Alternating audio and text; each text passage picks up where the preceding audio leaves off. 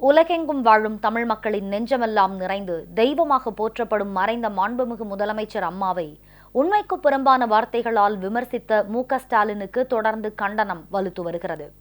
தமிழ் மக்களால் அம்மா என்ற 3 எழுத்து மந்திரத்தால் ஆராதிக்கப்படும் கருணையே வடிவான புரட்சி தலைவி அம்மாவை அவதூறு வார்த்தைகளால் கொலை குற்றவாளி என தெரிவித்து அடுக்காத பழி போட்ட மு.க.ஸ்டாலின் அவதூறு வார்த்தைகளை திரும்பப் பெற்று தனது பண்பாடற்ற செயலுக்கு பகிரங்க மன்னிப்பு கேட்க வேண்டும் என அஇஅதிமுக துணை பொதுச் செயலாளர் திரு டிடிவி தினகரன் வலியுறுத்தியிருந்தார்.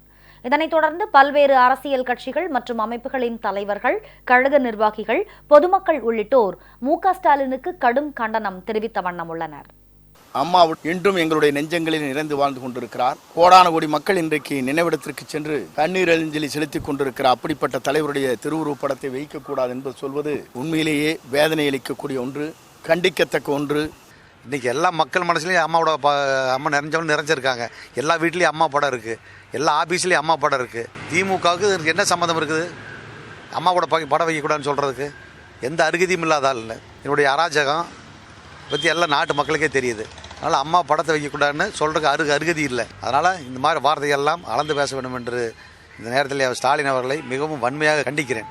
திராவிட முன்னேற்ற கழகத்திலே இருப்பவர்கள் ஏதோ யோக்கியர் போலவும், புத்த பிஷுக்கள் போலவும், இயேசுபிரான் போலவும் தன்னை ஏதோ பரமபிதாவாக தன்னை நினைத்து கொண்டு டாக்டர் புரட்சி தலைவி அம்மா அவர்கள் கோடானு கோடி நெஞ்சங்களில் வாழ்ந்து கொண்டிருக்கின்ற தலைவியை மிக மோசமாக அவருடைய படத்தை வைக்கக்கூடாது என்று மு.க.ஸ்டாலின் பேசி வருவதை அனைத்துலக எம்ஜிஆர் மன்றம் வன்மையாக கண்டிக்கிறது.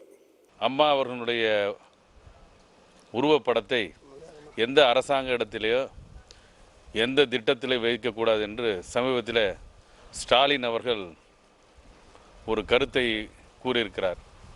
இதெல்லாம் கேட்டு தொண்டர்களாக நாங்கள் மிகவும் வெறுப்படைந்து கொதித்து போயிருக்கிறோம். கருணாநிதினாலே ஊழல் தான் அர்த்தம். எங்கள் அம்மா சொல்கிறதுக்கு எந்த தகுதியும் இல்லை. எங்கள் புரட்சி தலைவி அம்மா அவர்களை பற்றி தமிழகத்தினுடைய திராவிட முன்னேற்ற கழகத்தை சார்ந்த செயல் தலைவர் என்று சொல்லிக்கொண்டு செயல்படாமல் தெரியக்கூடிய ஒரே தலைவராக திகழக்கூடிய ஸ்டாலின் அவர்கள் எங்கள் புரட்சி தலைவி அம்மா அவர்களை பார்த்து குற்றவாளி என்று கூறுகிறார். சர்க்காரியா கமிஷன் யார் மீது போடப்பட்டது? உன்னுடைய தந்தை கருணாநிதி மீது போடப்பட்டது. மொத்தத்தில் ஊழல் செய்த ஒரே குடும்பம், குற்றவாளி குடும்பம் யாருடைய குடும்பம் சொன்னால் உங்கள் குடும்பம் தான்.